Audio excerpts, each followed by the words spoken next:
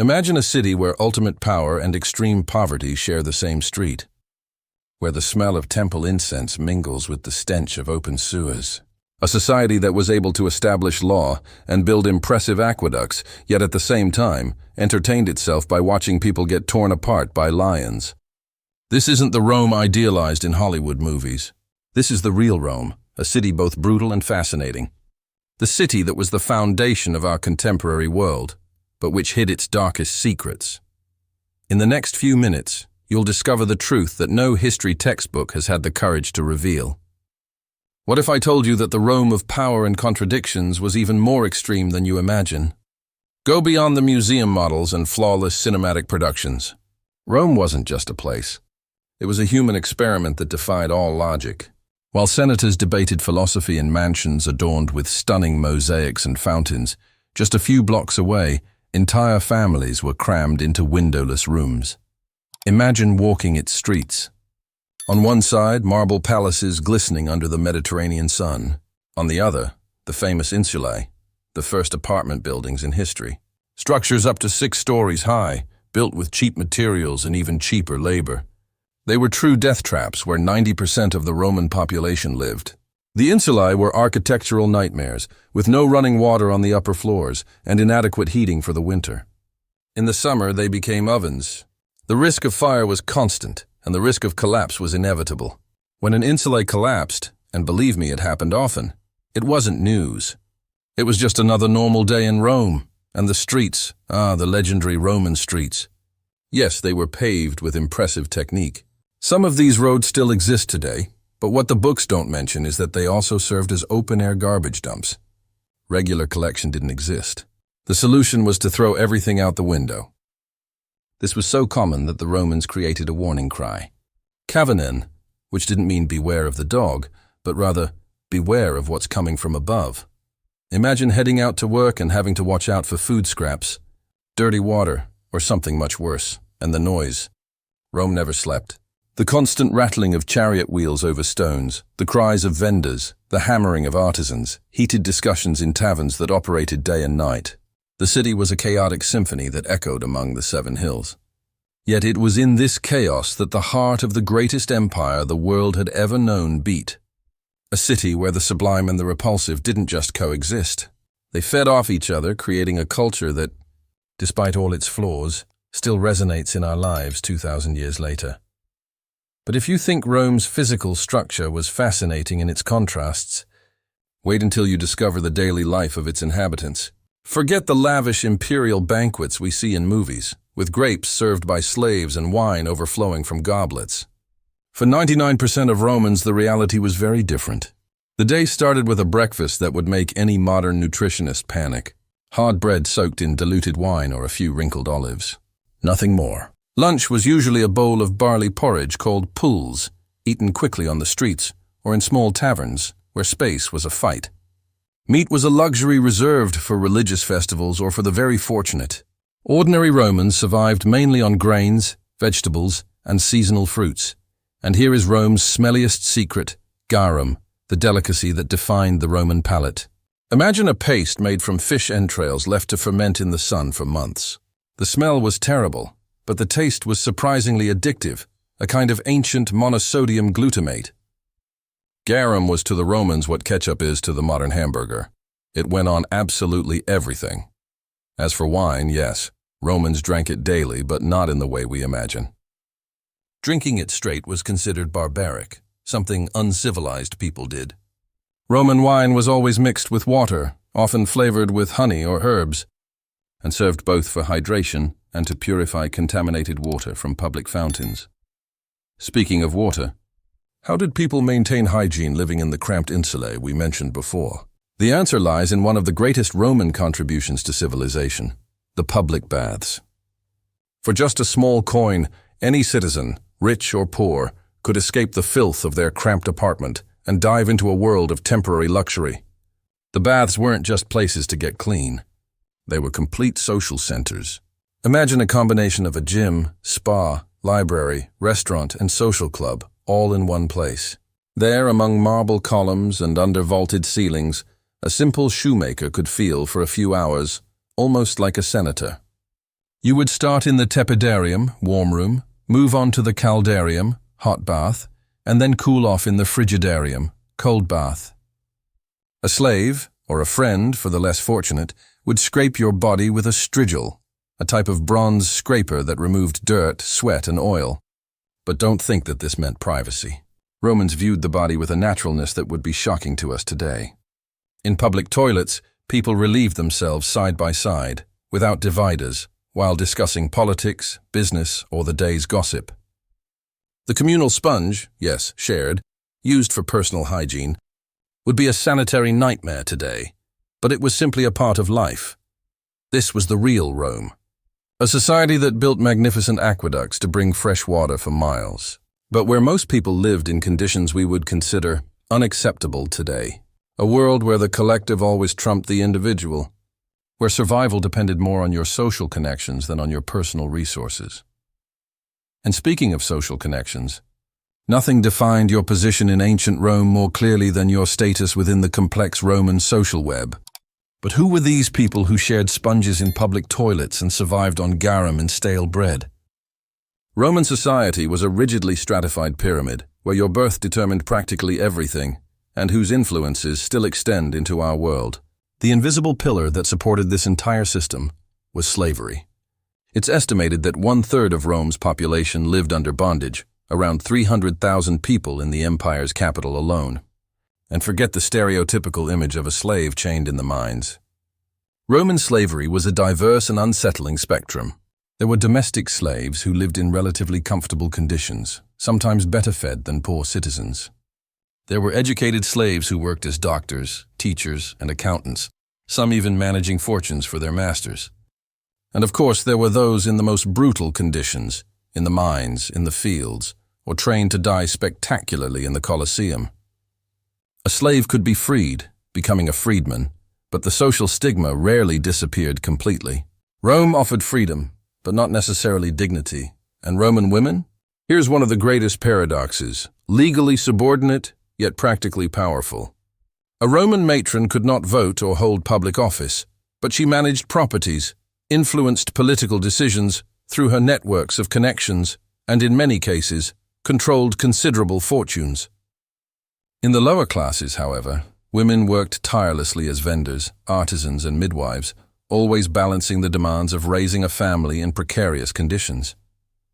The moral code was a double standard, as in almost all patriarchal societies. Virtue and chastity were demanded of women, while men were allowed liberties that we would consider unacceptable today. And the children? If you were born healthy and into a family with resources, congratulations, you had a chance. Boys learned mathematics, rhetoric, and Greek literature. Girls were prepared to manage households and produce healthy heirs. But if you were born with any physical deformity, or if your family simply couldn't feed another mouth, infanticide was a common practice, neither hidden nor criminalized. Unwanted babies were often abandoned in public places. In the best-case scenario, they were adopted by another family. In the worst, they died of exposure or were picked up for a life of slavery. Life was only valuable when it was useful to the state or the family. Religion permeated every aspect of this stratified society, but forget the idea of faith as we know it today. Roman religion was pragmatic to the core, a contract with the gods. You offered sacrifices, performed rituals, and in return you expected prosperity, military victory, or a good harvest. It was a religion of results, not of spiritual salvation. Every home had its lararium, a small altar where ancestors and protective family deities were venerated. Every street corner had its temple or shrine. Every important decision, from getting married to starting a war, was preceded by consulting omens and divine signs. It was in this context that Christianity emerged as a disruptive force. The early Christians were not persecuted primarily for their theology, but because they rejected the Roman social contract. They refused to sacrifice to the emperor, to participate in pagan festivals, to accept the established order. For the Roman state, this wasn't just religious rebellion, it was civil treason. This is how Roman society worked, brutally pragmatic, rigidly hierarchical, but flexible enough to absorb exceptional talent, regardless of its origin. A talented slave could become an influential freedman, A distant provincial could, in theory, ascend to the Senate. And how do you control a society so complex where slaves and free people, patricians and plebeians, men and women coexisted in constant tension? The Roman answer was brilliant in its brutal simplicity. Panem et circens, bread and circuses. Distract the people, feed them minimally, and you can rule them forever. The Colosseum, or Flavian Amphitheater, its original name, wasn't just an arena for shows. It was the greatest tool of social control ever invented. Imagine 50,000 people of all social classes, carefully separated by section, united in a collective experience of adrenaline, blood, and catharsis. Admission was free, food was provided by the state, and the subliminal message was crystal clear. Behold the power of Rome. See what happens to those who defy it. Gladiatorial games were much more sophisticated than the simple fights to the death portrayed in movies. There were different categories of gladiators, each with their specific fighting style, armor, and weapons. There were rules, referees, and yes, sponsorships. Famous gladiators endorsed products, appeared in graffiti on the city's walls, and had devoted fans among the elite and the common people. But don't be fooled into thinking they were just free men choosing this profession. Many were slaves, prisoners of war, or condemned criminals who were literally fighting for their lives. The arena was the perfect microcosm of Roman society, brutal, hierarchical, spectacular, and with a faint possibility of social advancement for the exceptional. However, the true heart of Roman entertainment wasn't the Colosseum, but the Circus Maximus, with a capacity for 250,000 spectators, a quarter of the city's population. Chariot races were the true Roman national sport. Imagine the combination of the World Cup and Formula One, multiplied by 100. The four factions, the blues, greens, reds, and whites, divided the city into fanatical cheering sections. High-stakes bets changed hands. The aurigae, or chariot drivers, became millionaire celebrities. Worshipped like rock stars, the emperors knew their power was solidified or threatened not so much in the Senate, but in the reaction of the crowd at the circus. Behind this curtain of bloody distractions, another Rome flourished.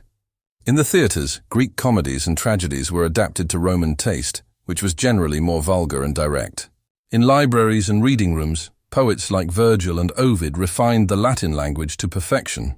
At the private banquets of the elite, philosophers debated Stoicism and Epicureanism while sampling exotic delicacies from all over the empire.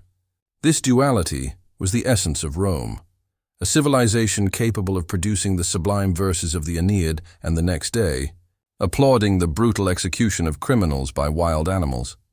The emperors understood this duality perfectly. Nero wasn't just a cruel tyrant, but also an obsessive artist, forcing crowds to sit through his endless poetry and music performances. Hadrian was not only an efficient administrator, but a visionary architect and patron of the arts. The genius of Roman manipulation was in allowing the people to feel part of the spectacle of power.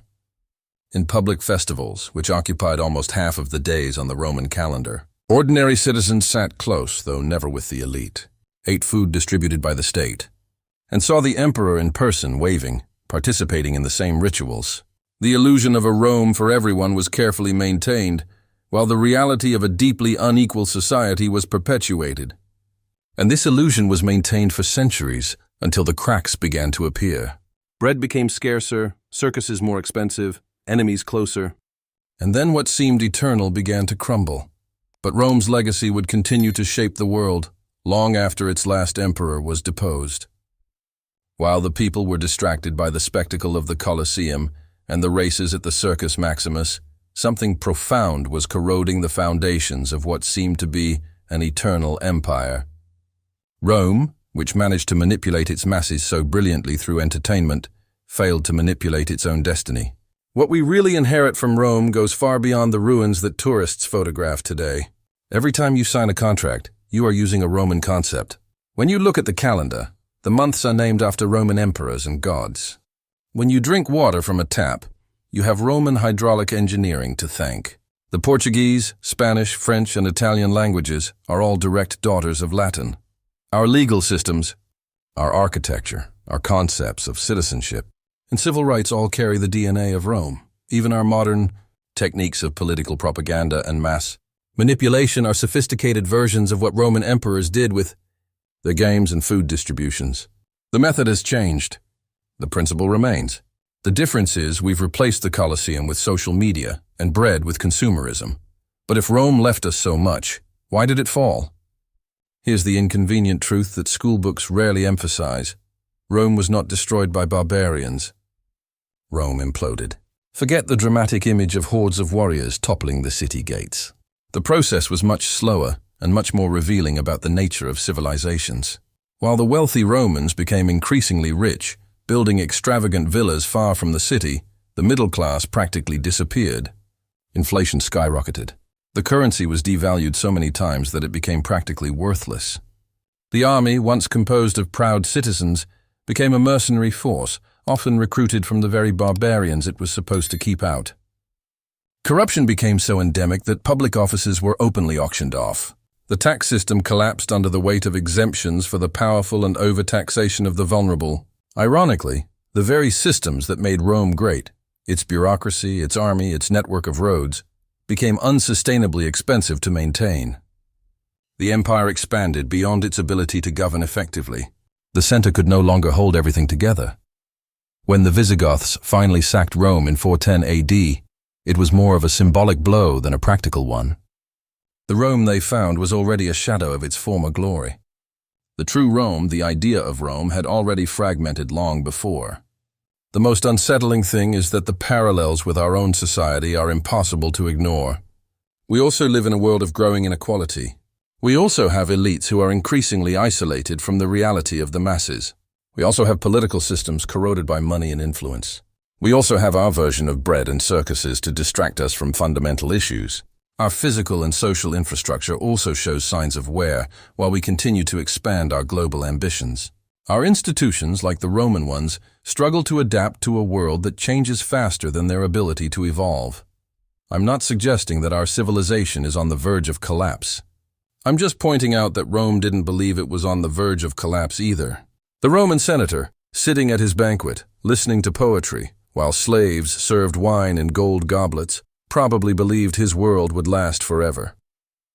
After all, it had already lasted almost a millennium, so why not another 1,000 years?